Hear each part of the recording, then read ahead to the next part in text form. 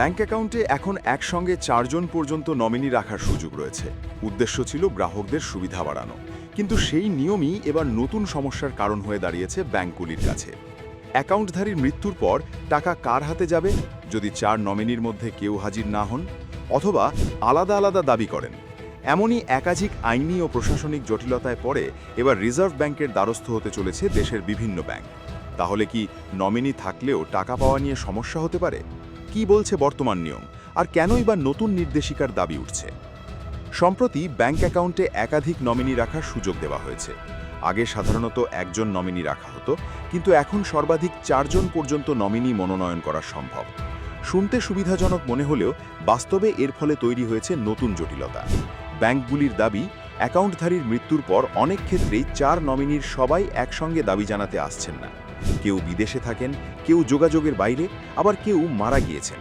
ফলে টাকা কিভাবে বণ্টন করা হবে তা নিয়ে সমস্যায় পড়তে হচ্ছে ব্যাংক কর্তৃপক্ষকে। আরও একটি বড় বিভ্রান্তি তৈরি হয়েছে নমিনি এবং প্রকৃত উত্তরাধিকারীকে ঘিরে। অনেকেই মনে করেন নমিনির নাম থাকলেই সেই ব্যক্তি টাকার মালিক হয়ে যান, কিন্তু আইন বলছে অন্য কথা। নমিনি মূলত টাকার রক্ষণাবেক্ষণকারী বা ট্রাস্টির ভূমিকা পালন করেন। প্রকৃত মালিকানা নির্ধারণ হয় উইল বা উত্তরাধিকার আইনের ভিত্তিতে, অর্থাৎ ব্যাংক নমিনির হাতে টাকা দিলেও পরে আইনি উত্তরাধিকারীরা সেই অর্থের দাবি জানাতে পারেন। এই কারণেই বহু ক্ষেত্রে ব্যাংক আইনি জটিলতার মুখে পড়ছে। সমস্যা আরও বেড়েছে আদালতের বিভিন্ন রায়ের কারণে। দেশের বিভিন্ন আদালতে নমিনি সংক্রান্ত মামলায় ভিন্ন ভিন্ন ব্যাখ্যা সামনে এসেছে। কোথাও নমিনির অধিকারকে গুরুত্ব দেওয়া হয়েছে, আবার কোথাও উত্তরাধিকার আইনের পক্ষে রায় এসেছে। ফলে একক ও স্পষ্ট নির্দেশিকার অভাব অনুভব করছে ব্যাংকগুলি। এই পরিস্থিতিতে ব্যাংকগুলির সংগঠন রিজার্ভ ব্যাংকের কাছে বিস্তারিত নির্দেশিকা চাওয়ার প্রস্তুতি নিচ্ছে। তাদের দাবি, একাধিক নমিনির ক্ষেত্রে দাবি নিষ্পত্তির জন্য একটি অভিন্ন কাঠামো তৈরি করা হোক, যাতে ভবিষ্যতে কোনো ব্যাংককে আইনি ঝুঁকির মধ্যে পড়তে না হয়। বিশেষজ্ঞদের মতে, বর্তমান নিয়মে অ্যাকাউন্টধারীরা নমিনিদের মধ্যে টাকার শতাংশ ভাগও নির্দিষ্ট করে দিতে পারেন। ধরা যাক একজন 50%, অন্যজন 30% এবং বাকি দুজন 10% করে পাবেন। কিন্তু বাস্তবে যদি কোনো নমিনি দাবি না করেন বা বিরোধ তৈরি হয়, তখন কি হবে সেই প্রশ্নের স্পষ্ট উত্তর এখনও নেই। ফলে ব্যাংকগুলির মতে নতুন নিয়মের সুবিধার পাশাপাশি স্পষ্ট অপারেশনাল গাইডলাইনও জরুরি। তবে সাধারণ গ্রাহকদের জন্য সবচেয়ে গুরুত্বপূর্ণ বিষয় হল নমিনি এবং উত্তরাধিকারী এক জিনিস নয়। নমিনি থাকলেই যে তিনি চূড়ান্ত মালিক হবেন এমন নয়। তাই আর্থিক পরিকল্পনার ক্ষেত্রে শুধু নমিনি যুক্ত করাই যথেষ্ট নয়। প্রয়োজনে উইল তৈরি করা এবং উত্তরাধিকার সংক্রান্ত নথি পরিষ্কার রাখা অত্যন্ত গুরুত্বপূর্ণ। এখন নজর রিজার্ভ ব্যাংকের দিকে। ব্যাংকগুলির দাবি মেনে কেন্দ্রীয় ব্যাংক নতুন নির্দেশিকা জারি করে কিনা সেটাই দেখার, কারণ কোটি কোটি গ্রাহকের সঞ্চয়, পারিবারিক আর্থিক নিরাপত্তা এবং উত্তরাধিকার সংক্রান্ত বিষয় জড়িয়ে রয়েছে এই সিদ্ধান্তের সঙ্গে। ব্যুরো রিপোর্ট, আর প্লাস নিউজ।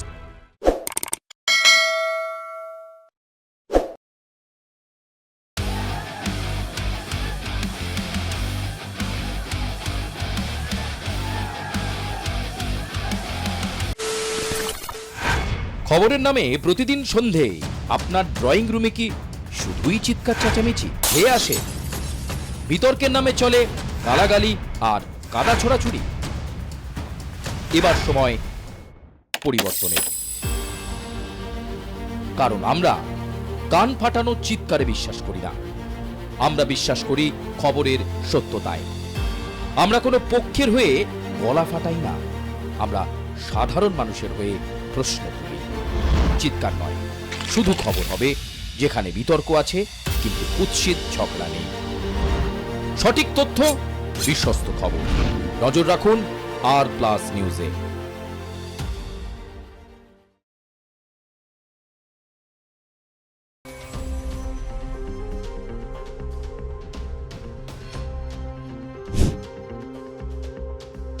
ভারতের টেলিকম বাজারে কি শুরু হয়ে গেল নতুন মহাযুদ্ধ? এতদিন মনে করা হচ্ছিল বাজার ধীরে ধীরে জিও আর এয়ারটেলের হর্স রেসে পরিণত হচ্ছে, কিন্তু সেই সমীকরণে বড় ধাক্কা দিতে মাঠে নেমেছে ভোডাফোন আইডিয়া বা ভিআই। একদিকে দ্রুত 5G সম্প্রসারণ, অন্যদিকে নতুন ট্যারিফ যুদ্ধ, আর তার মাঝেই প্রায়োরিটি 5G নিয়ে শুরু হয়েছে নতুন বিতর্ক। ফলে দেশের কোটি কোটি মোবাইল গ্রাহকের সামনে বড় প্রশ্ন, আগামী দিনে মোবাইল পরিষেবা কি আরো ভালো হবে নাকি খরচ আরো বাড়বে? দীর্ঘদিন আর্থিক সংকটে থাকার পর নতুন বিনিয়োগের জোরে ঘুরে দাঁড়ানোর চেষ্টা করছে ভোডাফোন আইডিয়া। সংস্থার দাবি, তারা এক ধাক্কায় আরো 90টি শহরে 5G পরিষেবা চালু করার কাজ শুরু করেছে। এর ফলে ভিআই এর 5G পরিষেবার পরিধি 43টি শহর থেকে বেড়ে দাঁড়াবে 133 শহরে। দিল্লি, মুম্বাই, তামিলনাড়ু, পশ্চিমবঙ্গ সহ দেশের একাধিক গুরুত্বপূর্ণ টেলিকম সার্কেলে এই পরিষেবার সম্প্রসারণ করা হচ্ছে। বিশেষজ্ঞদের মতে ভিআই এর এই পদক্ষেপ ভারতের টেলিকম বাজারে প্রতিযোগিতাকে আবারও জোরালো করে তুলতে পারে, কারণ বর্তমানে বাজারে সবচেয়ে বড় অংশীদার রিলায়েন্স জিও। তাদের মার্কেট শেয়ার প্রায় 39%-এর বেশি। দ্বিতীয় স্থানে রয়েছে ভারতী এয়ারটেল, যাদের দখলে প্রায় 38% বাজার। অন্যদিকে ভোডাফোন আইডিয়ার মার্কেট শেয়ার প্রায় 16%-এর কাছাকাছি, আর বিএসএনএল এর হাতে রয়েছে প্রায় 7% বাজার। তবে শুধু 5G সম্প্রসারণই নয়, সামনে আসছে আরও একটি বড় পরিবর্তন, মোবাইল ট্যারিফ বাড়ার সম্ভাবনা। বাজার বিশ্লেষকদের মতে আগামী দিনে মোবাইল রিচার্জের খরচ প্রায় 15% পর্যন্ত বাড়তে পারে, কারণ 5G নেটওয়ার্কের বিস্তার, নতুন টাওয়ার, ফাইবার সংযোগ এবং অবকাঠামো তৈরিতে বিপুল বিনিয়োগ করতে হচ্ছে সংস্থাগুলিকে। সেই খরচের একটা অংশ গ্রাহকদের ওপর চাপানো হতে পারে। বিশেষজ্ঞদের মতে ARPU অর্থাৎ প্রতি গ্রাহক থেকে গড় আয় বাড়ানো এখন টেলিকম সংস্থাগুলির প্রধান লক্ষ্য, আর সেই কারণেই নতুন করে রিচার্জের দাম বৃদ্ধির সম্ভাবনা উড়িয়ে দেওয়া যাচ্ছে না। এরই মধ্যে শুরু হয়েছে আরেকটি বড় বিতর্ক, নাম প্রায়োরিটি 5G। জিও এবং এয়ারটেল এমন প্রযুক্তির পক্ষে সওয়াল করছে যেখানে বেশি টাকা দেওয়া গ্রাহকদের জন্য আলাদা উচ্চগতির 5G পরিষেবা দেওয়া সম্ভব হবে। এই প্রযুক্তির নাম নেটওয়ার্ক স্লাইসিং। সহজ ভাষায় বলতে গেলে একই 5G নেটওয়ার্কের মধ্যে আলাদা আলাদা লেন তৈরি করা, যেখানে প্রিমিয়াম গ্রাহকরা পাবেন দ্রুততর স্থিতিশীল পরিষেবা। কিন্তু এই ধারণার বিরোধিতা করছে ভোডাফোন আইডিয়া। ভিআই এর দাবি, ইন্টারনেট পরিষেবায় সবাইকে সমান সুযোগ দেওয়া উচিত। তাদের নতুন প্রচারের মূল slogan equal network for all, অর্থাৎ অর্থের ভিত্তিতে নেটওয়ার্কের গতি বা অগ্রাধিকার নির্ধারণ করা উচিত নয়।